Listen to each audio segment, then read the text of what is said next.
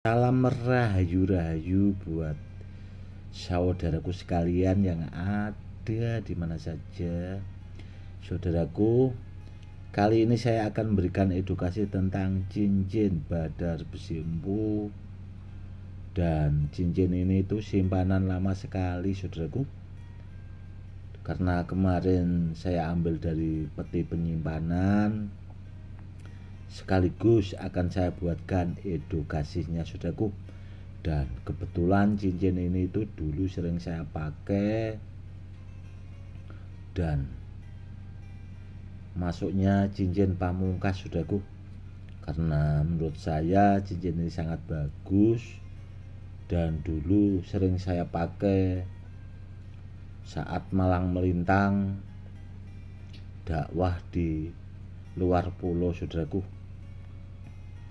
Tentang badar besi empu itu sebenarnya sudah pernah saya bahas dan sudah saya buatkan edukasinya. Silahkan ditonton di channel YouTube Empu Badar Besi, saudaraku. Itu ada edukasinya.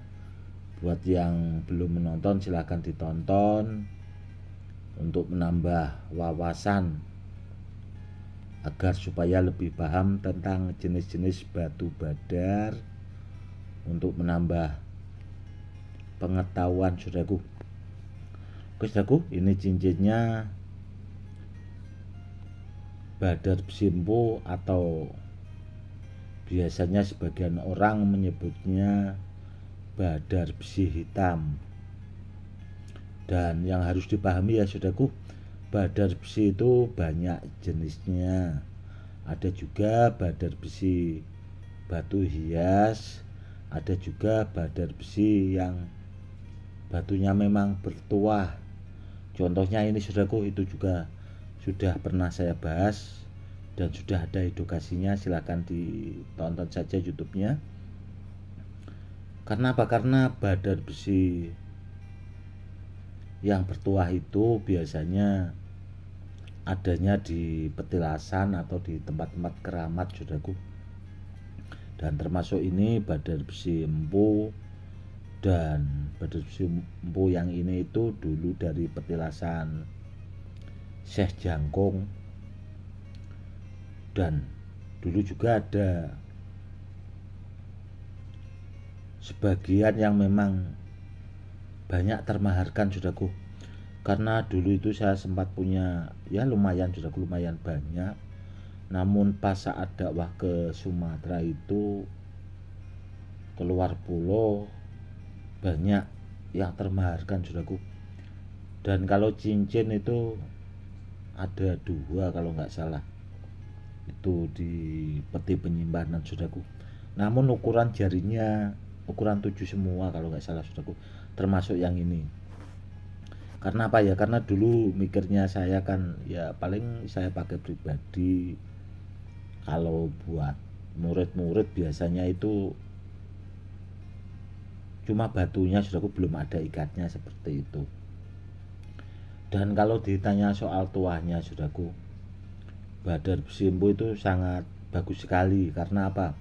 Karena badar besi empu atau badar besi hitam yang ini itu dulu sebenarnya mau dibikin pusaka keris. Jadi memang seorang empu itu menyiapkan bahan-bahan khusus dan beberapa bahan, contoh seperti pulosani itu kan dipakai buat pamor. Jadi ini masuknya bagian dari bahan dari keris itu sendiri, saudaraku.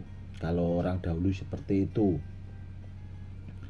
Dan kalau ditanya tuahnya itu ya dipakai buat media sarana keselamatan, untuk penangkal santet, guna-guna seperti itu. Intinya dipakai buat perisai, saudaraku, buat keselamatan luar dalam lah, bahasanya seperti itu. Namun yang jelas, yang terpenting ya, saudaraku, ya, kalau jenis-jenis batu badar itu yang diutamakan barangnya asli ori, dan yang kedua harus aktif Jadi kalau saudaraku sekalian, kalau masih tidak paham, itu kan ada sebagian edukasi yang saya berikan itu banyak sekali, silahkan ditonton biar paham atau dipahamilah bahasanya. Seandainya edukasi yang saya berikan kurang bahasanya, kalau saudaraku pengen jadi spiritual dan sebagainya, silahkan langsung belajar saudaraku biar lebih paham, biar tidak salah kaprah. Karena apa ya, sebagian memang itu tidak bisa saya ungkap secara seperti di video ini saudaraku. Memang ada sebagian itu yang bahasanya kalau kepengen belajar itu ya harus langsung lah bahasanya, seperti itu. Dan yang jelas saudaraku, bila dia antara saudaraku ada yang punya badar besi empu atau badar besi hitam yang seperti ini saudaraku, kita lihat ya saudaraku ya. Seperti ini saudaraku, dia batunya agak ada pori-porinya, namun dia warnanya hitam seperti ini. Dan kalau ditanya soal tuah itu sudah tidak diragukan lagi saudaraku, karena sebelum saya belajar tentang jenis-jenis batu badar itu, memang badar besi empu itu sudah dipakai buat sarana media atau ageman buat media sarana keselamatan saudaraku. Dan dulu saya minat belajar jenis-jenis batu badar itu, awalnya itu saya melihat badar besi empu seperti ini saudaraku. Jadi rasa penasaran, kepengen tahu, dan akhirnya saya pelajari itu bertahun-tahun dari guru-guru saya, dari orang ke orang. Akhirnya alhamdulillah itu ya sangat memahami lah saudaraku. Karena apa? Karena untuk belajar benda-benda bertuah itu tidak hanya membutuhkan waktu saudaraku, namun membutuhkan jam terbang yang sangat luar biasa bahasanya. Tidak bisa instan bahasanya, sekaligus bisa itu tidak saudaraku, perlu jam terbang seperti itu. Namun kalau orangnya memang benar-benar pengen belajar, dengan berjalannya waktu insya Allah suatu saat pasti akan memahami juga kan, seperti itu. Dan kalau untuk menggunakan tuah, contoh badar besi empu ini saudaraku ya, atau jenis-jenis batu badar itu, untuk menggunakan tuahnya sama mengaktifkan itu beda saudaraku. Sebenarnya beda. Itu yang harus dipahami, ya harus belajar. Karena yang paling susah itu di dunia spiritual saudaraku, itu cara mengaktifkan benda-benda bertuah. Kenapa kok susah? Cari gurunya aja itu susah saudaraku. Untuk menemukan gurunya itu sudah susah, ilmunya juga itu sangat dirahasiakan saudaraku. Hanya orang-orang tertentu, dan yang jelas kalau kepengen berguru seperti itu, ilmu-ilmu seperti itu pasti pakai mahar saudaraku. Karena itu tadi ilmunya pokoknya sangat dirahasiakan lah bahasanya, dan tidak sembarang orang diajarkan. Dan kalau ditanya maharnya memang lumayan saudaraku. Kalau saya bilangkan mungkin saudaraku, kok segitu mahalnya kan, seperti itu. Namun sebagai seorang spiritual saudaraku ya, atau namanya orang belajar kan memang seperti itu saudaraku. Ibaratnya kita kalau kuliah juga mahal, kalau kepengen gak mahal ya gak usah belajar kan, seperti itu.